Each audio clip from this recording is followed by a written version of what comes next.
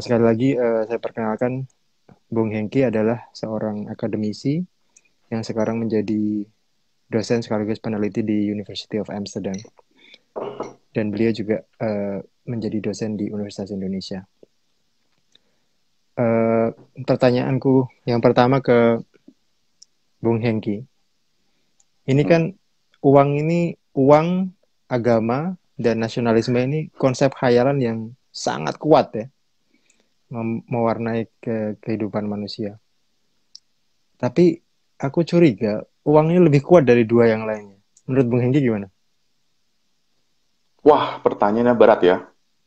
Lebih kuat atau enggak yang lain ya? Eh, Mungkin pertama kita masuk dulu ke definisi uang nih, ya, biar sama persepsinya dengan eh, masyarakat. Jadi yang kita sebut uang, uang sekarang itu sebenarnya hanya bagian kecil dalam definisi uang yang biasa kita pakai di ilmu ekonomi, ya. Jadi yang kita sebut uang sehari-hari itu itu dalam ekonomi disebut dengan uang kartal gitu. Jadi ada uang kertas dan uang logam gitu. Nah, uang itu kalau kita lihat di neraca Bank Indonesia itu plus dengan eh, reserve dari bank umum di Bank Indonesia itu kita sebut dengan base money. Oke.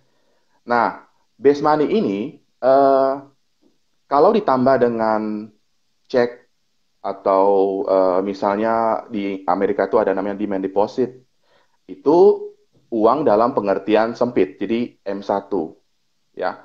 Nah, kalau M1 itu ditambah dengan tabungan, ditambah dengan time deposit, jadi deposito, itu kita sebut dengan M2. Nah, jadi sebenarnya kalau kita eh, bilang uang di ekonomi itu yang dimaksud adalah kalau nggak M1 atau M2 gitu. Jadi lebih luas dari definisi uang yang kita pakai di masyarakat sehari-hari. Jadi misalnya kalau kita lihat data di Bank Indonesia, misalnya saya buka websitenya di sini, per bulan eh, Juli 2020, itu yang kita sebut dengan uang, kertas atau logam, itu hanya bernilai eh, sekitar 668 eh, triliun ya yang seperti uang itu. Nah, sementara yang kita pakai dalam definisi uang secara umum atau M2-nya itu bernilai 6.500 triliun.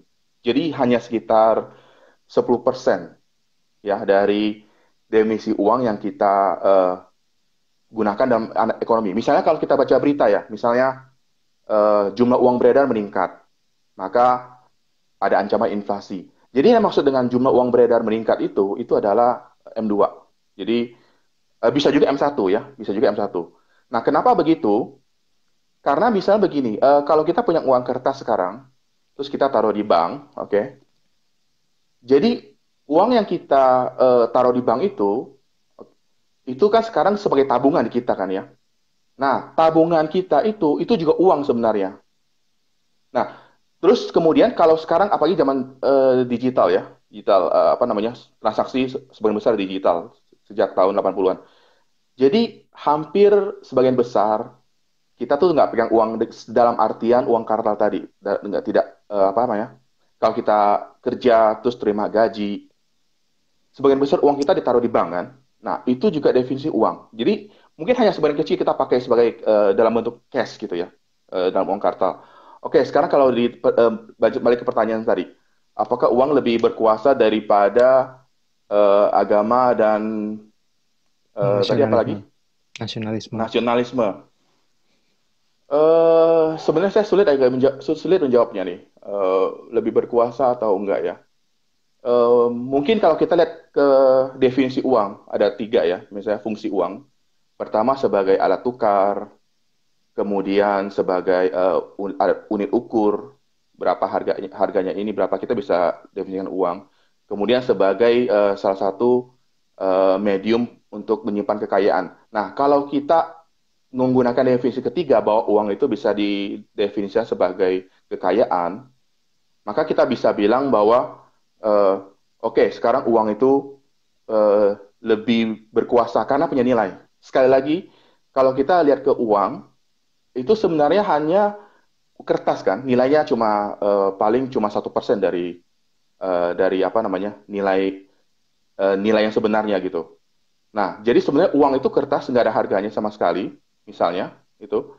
Tapi karena kita percaya kepada otoritas dalam hal ini bank sentral, maka kita memberikan dia nilai gitu. Nah, jadi kalau sekarang kita punya uang, berarti kita diasumsikan punya kekayaan. Coba sekarang kalau bayangkan, misalnya bank sentral itu bubar gitu ya, negara bubar, maka uang-uang yang kita sebut kita pegang itu sekarang tidak ada lagi nilainya gitu. Jadi pertanyaannya bisa bisa lihat dari dua sisi itu. Kalau lihat dari sisi uang itu masih berharga, artinya sebagai penyimpan kekayaan, ya maka bisa dibilang ya lebih berkuasa ya. Jadi misalnya ini pertanyaan bukan untuk ekonomi sebenarnya sih, tapi saya coba menjawab aja. Jadi ya misalnya kita bisa lihat kasus terakhir kemarin misalnya yang keributan di PIK itu kelihatan. Jadi em, orang yang melakukan apa namanya bully terhadap yang naik sepeda itu, ujung-ujungnya penyelesaiannya seperti itu. Jadi yang coba bayangkan kalau korban itu bukan orang yang punya banyak uang seperti itu. Jadi ya secara non ekonomi kita bisa lihat bahwa ada perbedaan antara kalau kita punya banyak uang dan kita tidak punya uang. Jadi eh, apa namanya eh, power kita berbeda gitu loh. Jadi ya saya setuju sih kalau ya seperti itu. Iya, dan contoh lain misalnya siapapun orang itu, misalnya bahkan Hmm. Osama bin Laden ataupun George Bush, dua-duanya sama-sama percaya dolar dan ingin mendapatkan dolar. Dan dari negara manapun dia suka dengan uang dan ingin mendapatkannya gitu. Itu salah satu contohnya saja. Oke, sekarang kita mulai dengan pembahasan yang dasarnya yaitu tentang sejarah uang dan masa depan uang. Mari kita bahas tentang sejarah uang dulu. Nah, Hmm. dari sejarah manusia kan awalnya itu ada barter, terus kemudian eh, setelah barter ternyata tidak cukup gampang dilakukan, kemudian ada logam berupa emas, perak dan sebagainya, dan yang itu dimulai sekitar 600 sebelum Masehi. Terus kemudian setelah itu ada uang kertas yang dimulai di peradaban Cina abad ke-7, dinasti Tang kalau nggak salah dan dinasti Song, dan kemudian menjadi Hmm. uang kertas, dan kemudian baru abad 20 ya uang fiat itu. Hmm. Jadi Iya. uang fiat kemudian ditemukan, itu pun masih berbasis emas, dan kemudian ada uang fiat yang tidak berbasis emas yang dimulai sekitar tahun 1971. Nah, decoupling emas dengan dengan dengan uang ini, coba tolong ceritakan Bung Hengki. Jadi sekarang ini banyak sekali orang yang menganggap bahwa apa namanya emas itu sangat penting gitu. Padahal kalau kita Hmm. pelajari sekarang ini dalam ekonomi sekarang ini, emas itu Hmm. sama sekali tidak mewakili uang yang beredar gitu. Coba minta tolong Bung Hengki ceritakan sejarahnya.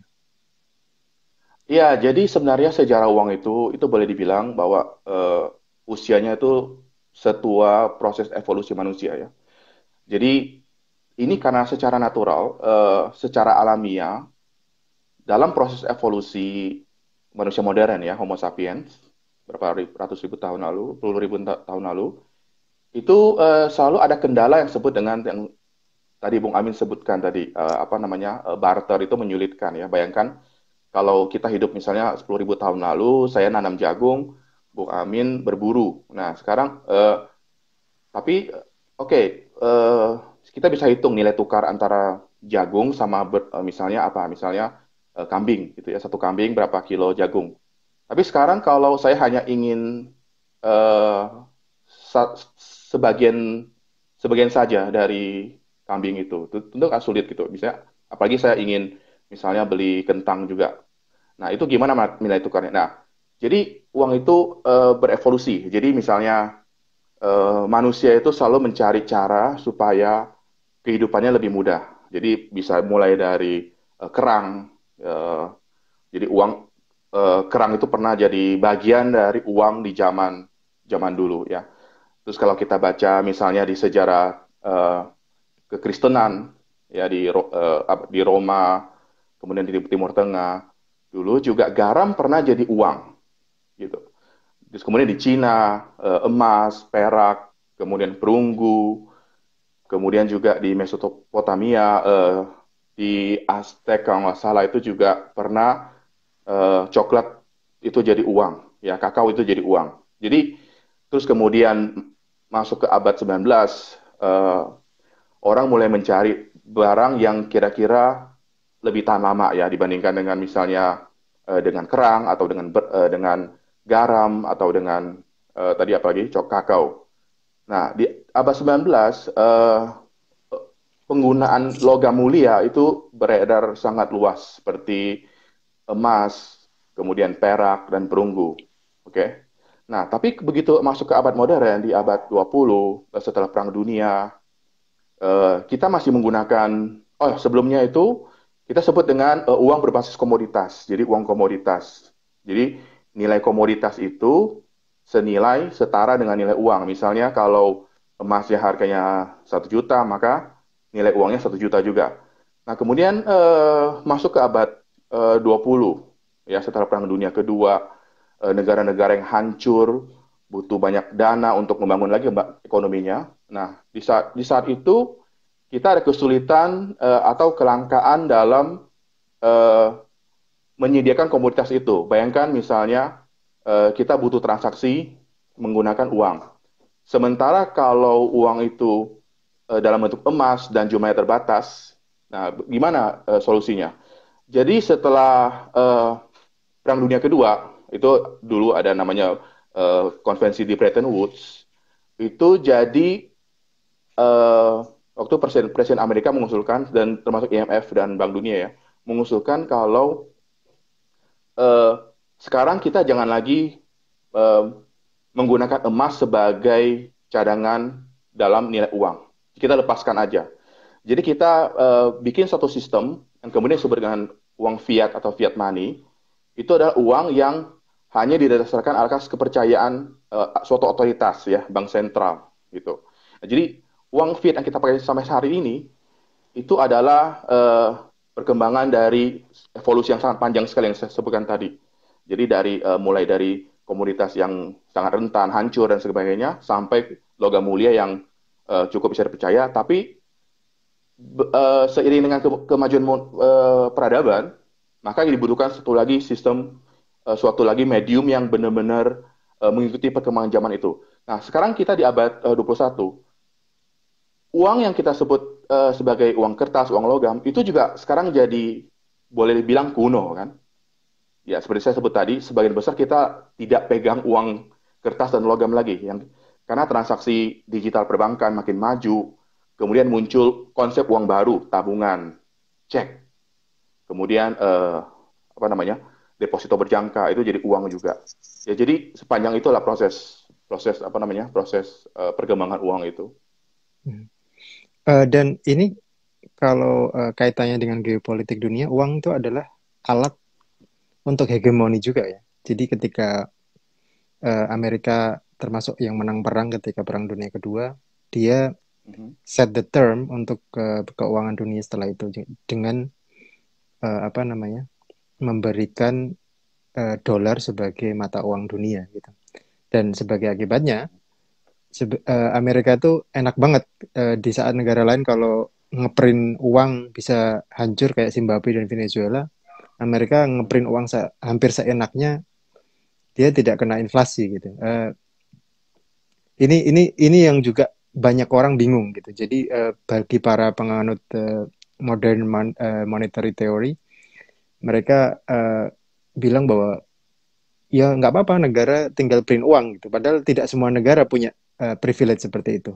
Bisa dijelaskan, Bung Hengki, tentang hal itu? Eh, Ya, sebenarnya itu kan kecelakaan juga, seperti penggunaan bahasa Inggris jadi bahasa internasional ya. Itu kan juga Hmm. kecelakaan sejarah ya. Jadi, karena tidak ada otoritas yang bisa menentukan apa ya, bahasa apa yang digunakan, kemudian uang apa yang digunakan. Jadi, ya setelah Perang Dunia Kedua waktu itu, dan kenapa juga pertanyaan kenapa nggak Inggris waktu cukup kuat ya, waktu Perang Dunia Satu dan Dua.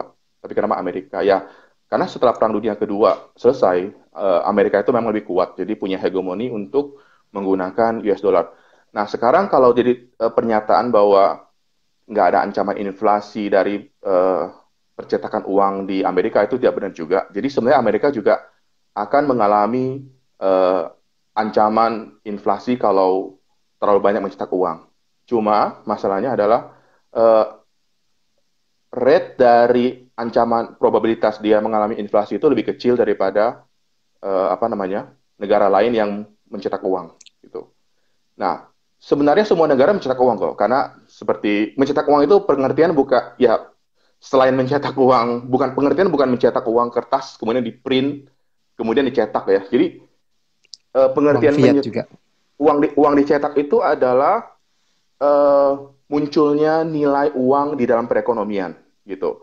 Di mana di dalam itu juga terdapat uang kertas, uang uang apa namanya, uang logam, kemudian ada tabungan. Nanti saya bisa jelaskan bagaimana proses pencetakan uang. Nah, jadi semua negara itu yang punya otoritas eh, yang bisa menjamin bahwa mata uang mereka itu bisa digunakan. Jadi sekali lagi, kita bisa lihat sistem uang ini sangat rapuh ya.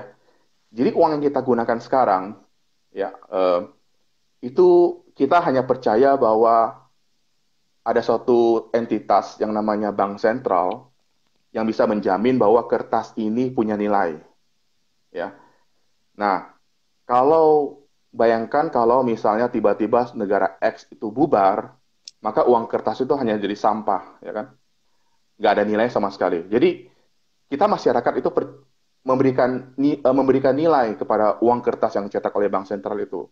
Nah, proses mencetak uang itu di banyak negara itu bagian dari satu kebijakan ya, yang disebut sebagai kebijakan moneter. Nah, cuma kebijakan moneter itu harus hati-hati karena ada teori ekonomi mengatakan bahwa kalau jumlah uang beredar itu terlalu banyak, itu akan mendorong kenaikan harga, gitu. Kira-kira seperti itu. Oke. Terus ini kaitannya sama apa perkembangan-perkembangan terakhir, misalnya di mana eh, di Cina orang itu sudah jarang banget menggunakan cash. Jadi semuanya menggunakan WeChat Pay dan juga Alipay.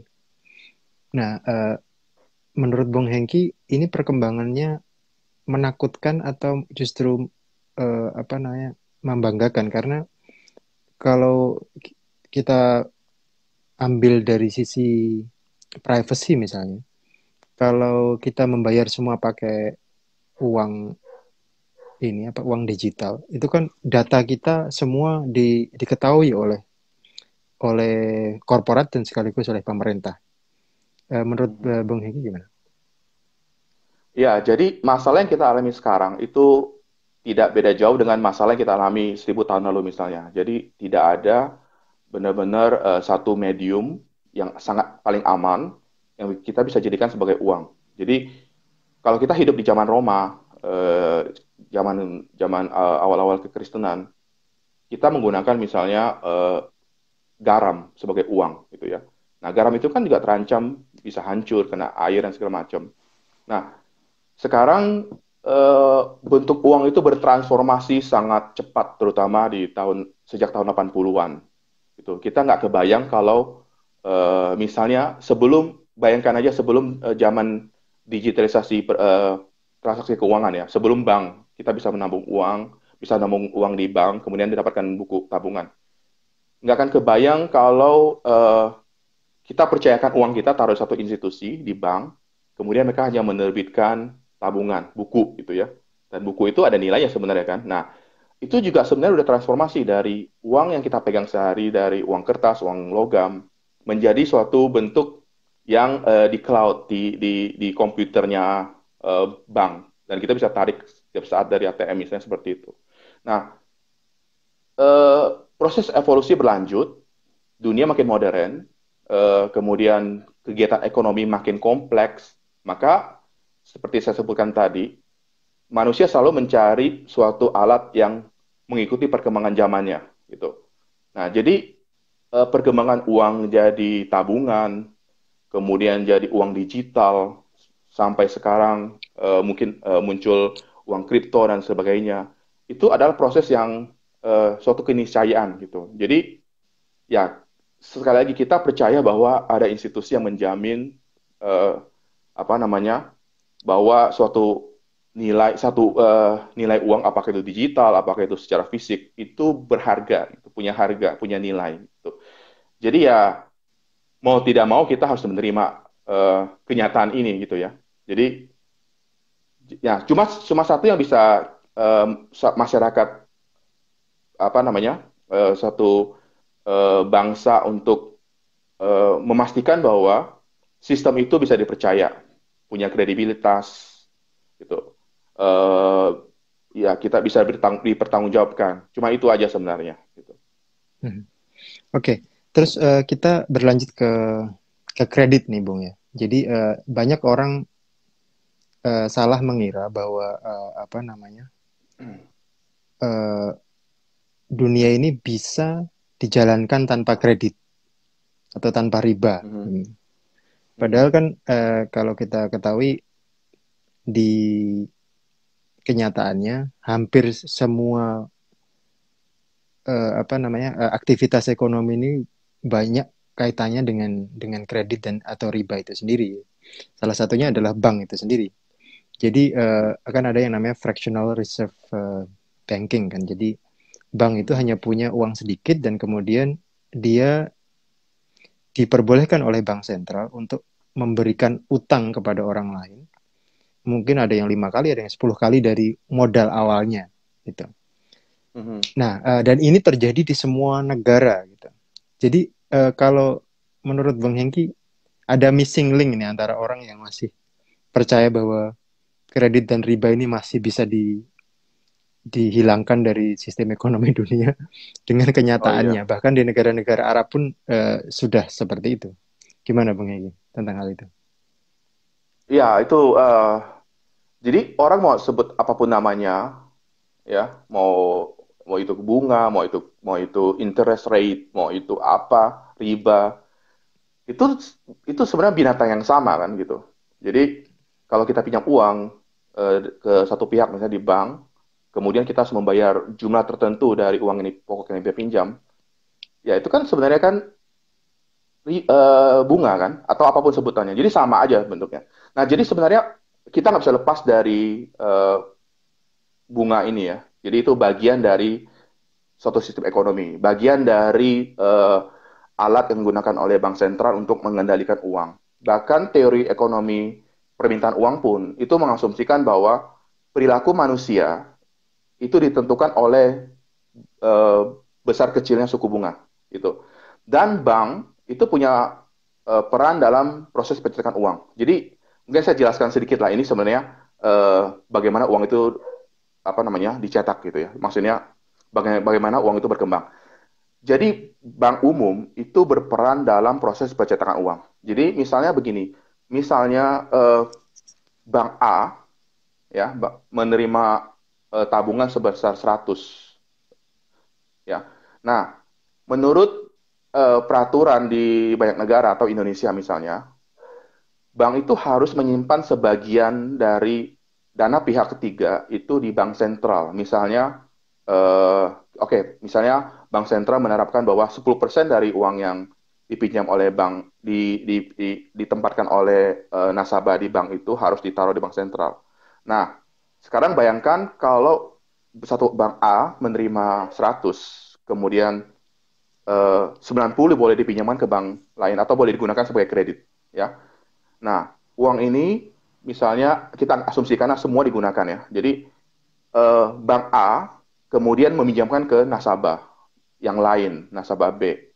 Nasabah B itu kemudian menyimpan uangnya lagi di bank B. Bank B menyimpan 10% dari 90 di bank sentral. Kemudian uang yang 90 dikurang 10% tadi itu dipinjamkan lagi ke orang lain, misalnya ke eh, masyarakat.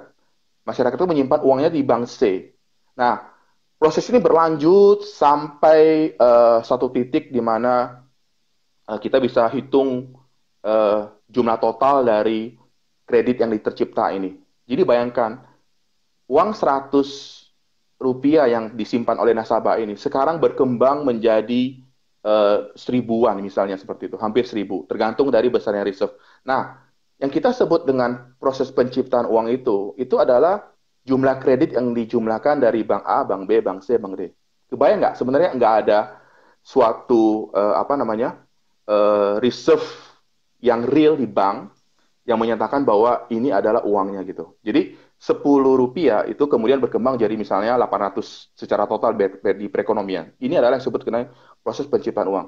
Nah, jadi kita bisa lihat bahwa bunga atau segala macam itu eh, tidak bisa hilang dalam perekonomian, gitu ya. Mhm. Bahkan digunakan sebagai instrumen untuk apa namanya mengatur jumlah uang beredar di perekonomian. Misalnya begini, sekarang ekonomi lagi lesu, gitu ya. Nah, gimana caranya supaya ekonomi bisa restart lagi atau kembali lagi recovery gitu ya. Salah satu cara adalah eh, bank sentral ya mengendalikan atau mempengaruhi kecilnya suku bunga.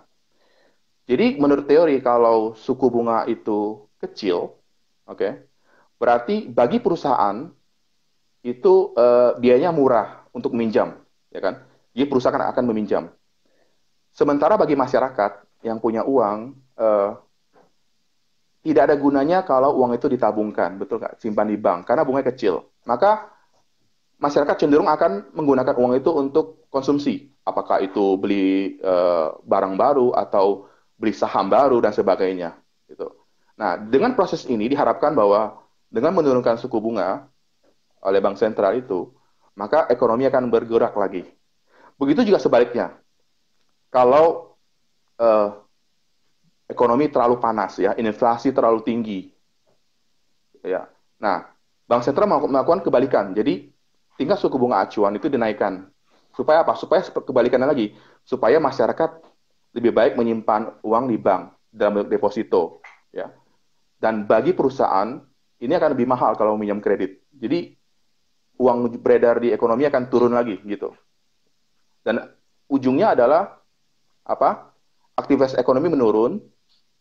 Dan kita tahu bahwa aktivitas ekonomi dan inflasi dan tingkat harga itu berkebalikan. Jadi kalau aktivitas ekonomi menurun, maka harga akan turun, inflasi akan turun juga. Kira-kira seperti itu. Jadi sulit sekali saya ngebayangkan hidup tanpa uang. Bahkan kita misalnya melakukan membuat suatu komunitas, kemudian kita menolak bunga, menolak konsep bunga di komunitas kita, itu juga nggak bisa lepas dari bunga yang dilakukan oleh bank sentral gitu. Kira-kira seperti Hmm. itu. Jadi kecuali kita tinggal di suatu pulau terpencil, hanya beberapa orang, kemudian kita tidak menggunakan uang, ya itu mungkin bisa ya. Tapi kalau hidup dalam apa namanya, dalam dunia yang kompleks ini, sama sekali nggak bisa dilepas, nggak bisa lepas dari bunga atau apalah sebutannya. Kira-kira seperti itu. Iya. Dan itu kan dari sejarahnya juga agak lucu ya. Jadi di Venesia waktu itu eh, ada berbagai agama yang ada ada Yahudi, ada Islam, ada Kristen. Nah, orang Islam itu kan dilarang membungakan uang. Terus kemudian orang Kristen juga dilarang membungakan uang. Nah, orang Yahudi sebenarnya juga dilarang membungakan uang, tapi hanya kepada orang Yahudi, tapi kepada orang non-Yahudi dia boleh membungakan uang. Nah, akhirnya Hmm. di Venesia itu orang Yahudi lah yang akhirnya menguasai perbankan dan akhirnya dari abad sekitar abad 15-16 sampai abad 20-an apa keluarga-keluarga Yahudi misalnya Rothschild itu yang apa namanya yang menguasai keuangan Eropa waktu itu. Jadi sebenarnya ini bukan salahnya orang Yahudi ketika mereka menguasai dunia keuangan waktu itu karena kesalahan orang Islam dan orang Kristen sendiri yang tidak mau membungakan uang Bang. Ya. Oke, kita beranjak dari sejarah dan kemudian kita akan menuju ke masa depan uang. Nah, sekarang ini dari tahun 98 konsep eh, uang digital yang decentralized, cryptocurrency itu sudah mulai ada dan kemudian tahun 2008 ada yang namanya Bitcoin. Kalau menurut Bung Hengki, masa depan uang seperti Bitcoin, Ethereum ini cerah atau justru malah tidak cerah? Oke, sekarang saya juga dari pertanyaan itu saya membayangkan juga kita dalam proses evolusi ya. Hmm. Jadi, jadi kita benar-benar nggak tahu bentuk uang di masa depan seperti apa. Jadi, tapi kita bisa memprediksi kira-kira akan seperti apa. Nah, sekarang udah pasti, pertama perkembangan uang itu berkorelasi tinggi dengan peradaban, dengan kemajuan teknologi dan sebagainya, gitu. Nah, sekarang di zaman yang sangat canggih, dengan superkomputer, dengan data penyimpanan yang sangat besar, yang bertera-tera dan segala macam. Jadi kemungkinan besar uang yang dalam pengertian tradisional, yang uang kertas atau komoditas, itu akan hilang, digantikan dengan uang digital. Nah, kita sekarang dalam masa transisi, gitu. Dan dalam transisi evolusi uang yang dari uang komoditas menuju uang digital. Jadi ya itu adalah suatu kenyataan dari masyarakat. Jadi itu ada preferensi dari masyarakat. Misalnya di Cina atau di bahkan bukan di Cina saja, di Indonesia dan di negara manapun, itu preferensi untuk memegang uang dalam bentuk apa namanya, uang kertas, uang logam itu hampir hilang, dan juga uang dalam bentuk lain, cek, travel check atau uang demand deposit itu juga makin berkurang, gitu ya. Dan perlahan-lahan itu digantikan oleh uang digital, ya, e-money misalnya, electronic money dan sebagainya. Jadi kalau menurut saya di masa depan kemungkinan besar kita tidak lagi menggunakan uang dalam pengertian modern sekarang pun. Maksudnya travel check, tabungan, currency dan Credit card. segalanya akan digantikan oleh satu uang yang eh, mengikuti perkembangan zaman. Nah, cuma saya belum bisa membayangkan kira-kira bentuknya seperti apa, jadi binatangnya seperti apa, gitu. Jadi Hmm. karena proses evolusi itu kan ada natural selection, ya, natural selection dari preferensi masyarakat, dan juga ada bentuk sistem pemerintah di masa depan. Jadi bisa aja mungkin dalam berapa puluh tahun ke depan itu proses penggabungan mata uang itu kemudian bertransformasi kepada satu uang tunggal di bumi misalnya gitu. Kita bisa lihat sekarang Eropa dulu nggak kebayang ada gulden, ada lira, ada macam-macam. Kemudian membentuk euro. Sekarang di kawasan Asia juga ada apa, rumor-rumor mau membentuk uang ASEAN. Nah, nanti bisa aja beberapa puluh tahun dari sekarang, atau 100 tahun dari sekarang, 1000 tahun dari sekarang, itu kemudian kita merasa buat apa kita punya uang kawasan lagi? Kenapa nggak euro gabung dengan misalnya uang Amerika, kawasan Amerika jadi uang apa gitu? Nah, kemudian eh, akan berkonvergensi menjadi satu mata uang tunggal, kira-kira seperti itu. Nah, bahkan sistem uang yang kita definisikan seperti sekarang dengan jaminan dari bank sentral itu bukan akan hilang juga ya. Misalnya dengan sistem blockchain di mana tidak ada lagi otoritas yang menjamin bahwa uang ini bisa digunakan, tapi otoritas itu ada di masing-masing pengguna. Jadi desentralisasi ke masyarakat gitu. Jadi bukan, kalau sekarang kan sentralisasi. Uang kita gunakan itu dijamin oleh bank sentral, desentralisasi dengan otoritasnya. Ya bisa ke depan itu adalah uang yang tidak butuh otoritas lagi. Kira-kira seperti itu. Jadi kalau misalnya kita masih bisa hidup 1000 tahun dari sekarang, mungkin kita bisa lihat evolusi uang itu ke arah sana. Ya, sekarang kan kandidatnya bit, ada blockchain, cryptocurrency yang sekarang mungkin gabungan Bitcoin. dari Bitcoin, terus Ethereum dan sebagai XRP itu sekitar 300 billion dollar ya, 300 miliar dolar. Mhm. Terus kemudian, nah ini ada juga uang yang cukup menarik. Jadi ketika ada brain computer interface di masa mendatang, jadi manusia bisa hidup di alam virtual yang seolah-olah real. Itu misalnya di program namanya Second Life itu di mana orang bisa membangun kota di situ, membangun peradaban baru di situ, terus kemudian berinteraksi dengan manusia di situ. Itu mereka juga punya uang sendiri namanya Linden Dollar. Nah, eh, ini di masa mendatang juga akan menjadi negara-negara baru gitu. Jadi semacam perkumpulan manusia yang membuat atau perkumpulan kesadaran manusia yang membuat mata uang sendiri. Jadi ada beberapa alternatif uang di masa mendatang yang kira-kira akan akan bisa Hmm. ini. Tapi kalau menurut Bung Hengki ada nggak kemungkinan kalau uang itu suatu saat tidak digunakan lagi ketika misalnya manusia sudah begitu advance-nya sehingga konsep pertukaran itu sudah tidak ada lagi. Atau Iya. menurut Bung Hengki pertukaran itu akan selalu ada. Eh, oke. Jadi konsep nilai tukar itu selalu ada. Jadi bahkan kalau kita belajar ekonomi dari paling dasar pun, itu kita nggak ngomongin uang dulu. Jadi misalnya kita ngomongin tentang teori konsumen, bagaimana konsumen memilih barang A, barang B, barang C.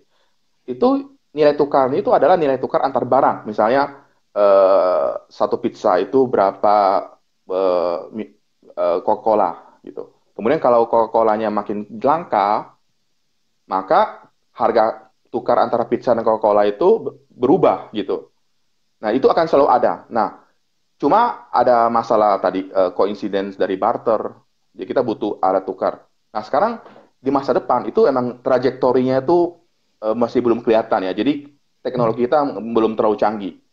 Jadi kalau bayangan saya masa depan itu kalau teknologi sangat canggih ya dengan superkomputer misalnya download data 1 detik udah beribu-ribu tera itu memungkinkan kita untuk memiliki account sendiri. Jadi misalnya gini, saya bekerja, saya dapat uang 1.000 nilai apa apapun nilai tukarnya ya, 1.000.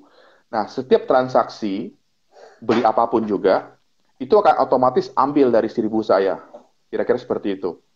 Jadi bukan uang misalnya saya punya 1.000 rupiah lagi, kemudian uang negara lain ada berapa dolar, kemudian berapa nilai tukarnya, tapi langsung ngambil dari 1.000 saya. Itu dimungkinkan hanya kalau asumsinya semua orang itu punya akses teknologi secanggih itu dan ada satu cloud system yang sangat canggih, sangat besar, bisa menyimpan data seluruh manusia di bumi ini.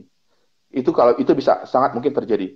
Nah, sebelum ke sana, saya ngebayangkan bahwa nilai tukar masa depan dalam waktu nggak terlalu jauh, misalnya 100 tahun, itu adalah nilai tukar bukan lagi nilai tukar antar mata uang negara, misalnya berapa euro dalam berapa rupiah, tapi berapa Bitcoin dalam berapa Ether gitu misalnya. Itu proses sebelum yang saya bilang desentralisasi itu.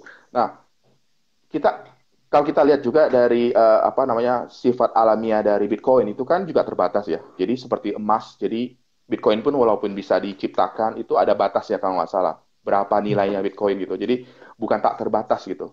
Itu nanti akan muncul lagi mata-mata uang digital lain seperti Ether atau OneCoin atau apapun juga. Nanti kira-kira dalam berapa ratus tahun ke depan, ya mungkin 1.000 tahun ke depan, itu nilai tukarnya kan seperti itu. Jadi berapa Ether dalam Bitcoin, berapa Bitcoin dalam OneCoin dan sebagainya. Sebelum sampai ke satu masa sangat canggih, di mana kita sama sekali tidak lagi butuh nilai tukar, alat tukar. Tapi nilai tukar tetap ada konsepnya. Seperti itu kira-kira. Jadi ya mungkin lihat aja nanti kalau masih hidup 100 tahun ke depan, ya mungkin nilai tukarnya seperti itu kira-kira. Jadi uang seperti rupiah, euro itu akan hilang dalam waktu dekat. Ya kira-kira seperti itu. Jadi apa namanya? Ya bersiap aja lah nantinya. Kalau masih ngalamin misalnya seperti itu. Tapi Iya, sebelumnya iya. mungkin, jadi seperti saya bilang, kita bisa membayangkan kira-kira seperti apa trajektorinya. Cuma kita masih belum bisa membayangkan kira-kira bentuk akhirnya seperti apa karena tadi proses evolusi itu kan banyak ya ada natural selection dan segala macam. Ya ini seperti waktu kita masih dalam eh, apa evolusi Homo sapiens, kita masih dalam masa di mana kita masih hidup dengan apa namanya satu bangsa lain gitu. Belum sampai ke Homo sapiens itu. Kira-kira seperti itu. Nanti yang mungkin pertanyaan sama seperti evolusi di manusia. Loh kok sekarang semua ada evolusi ke Homo sapiens, kok masih ada kera, itu ada masih simpanse. Nanti juga mungkin akan pertanyaan sama, kok sekarang udah ada mata uang baru digital, kok masih ada yang lain? Kenapa nggak semuanya hilang? Itu mungkin masih ada. Dan juga barter juga nggak akan hilang. Jadi tetap Ya. ekonomi itu tetap akan campur, tapi ada bagian yang dimana itu lebih dominan itu suatu apa namanya sistem yang berlaku ya. Misalnya barter mungkin terjadi seperti itu, tapi uang tetap digunakan, ya, uang dalam bentuk apapun juga gitu. Kira-kira seperti itu. Iya, saya kebayang kalau misalnya suatu saat kita ketemu sama alien, hal yang pertama kita lakukan mungkin barter, bukan? Kan kita belum Iya, belum punya mata uang untuk kerja sama sama mereka.